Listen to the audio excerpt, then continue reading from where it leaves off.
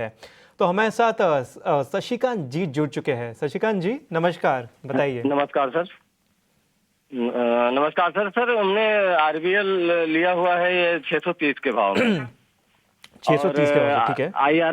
IRFC है ये 194 के हिसाब से। ये लॉन्ग टर्म के लिए हमें रखना है, 2 साल 3 साल, इससे ज्यादा तो नहीं। तो क्या क्या सलाह है आपकी?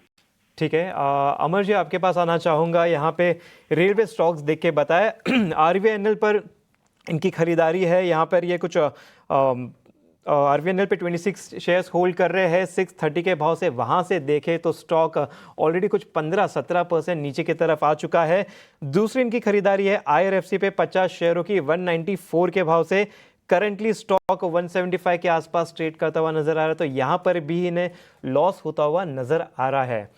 फंडामेंटली आप बताएं कि यहाँ पे रेलवे स्टॉक्स में क्या हाल नजर आ रहा है, साथ ही साथ अगर आप कोई स्टॉप लॉस दे सके तो वो भी दे दीजिए। जरूर। तो आरवीएनएल की मैं बात करूं तो देखिए, आरवीएनएल जो है ये सब बेसिकली की एग्जैक्ट मोनोपोली है, but they are a significant player in the railway space.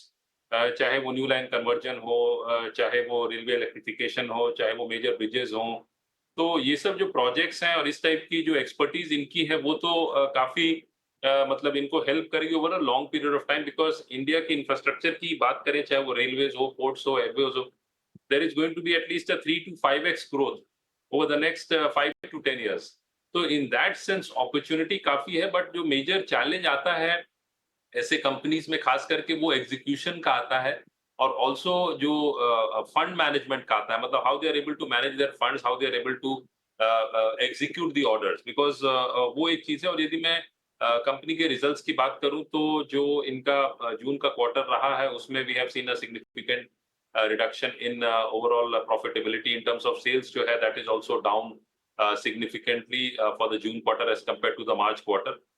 हालांकि यदि मैं थोड़ा सा इसे लॉन्ग टर्म पर्सपेक्टिव से देखूं तो सेल्स ग्रोथ है इसमें अराउंड 10 to 12% का। we've seen some sales growth. Profit growth has been more or less not on the higher side. यदि मैं इसे competitors के हिसाब से देखूं तो इसका यहाँ ये हाईली ओवर प्राइस उस सेंस में दिख रहा है यदि मैं overall average of the industry को लूं। तो कहीं ना कहीं ये जो स्टॉक है ओवरऑल पर्सपेक्टिव से, लॉन्ग टर्म पर्सपेक्टिव से तो जरूर अच्छा रहा है।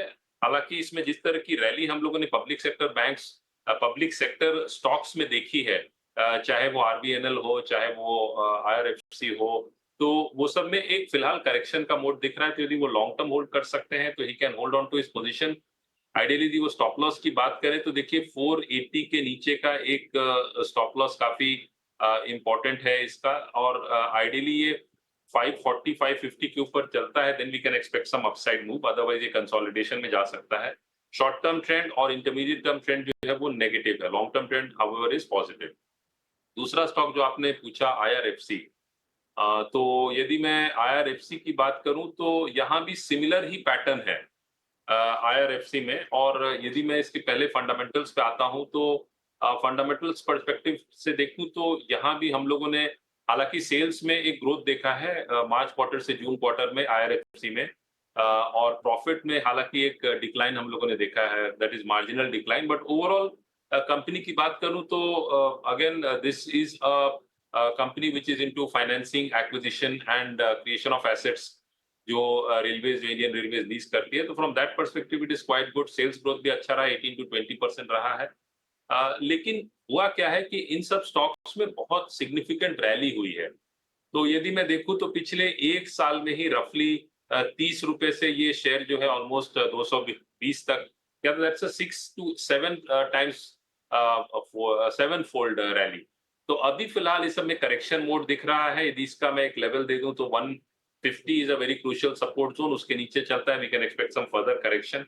हालांकि जो लॉन्ग टर्म ट्रेंड अप है, बट इंटरमीडिएट और शॉर्ट टर्म ट्रेंड जो है वो नेगेटिव है, both for RBNL and for IRFC. ठीक है, तो ये है एक विस्तृत नजरिया आपके तमाम स्टॉक्स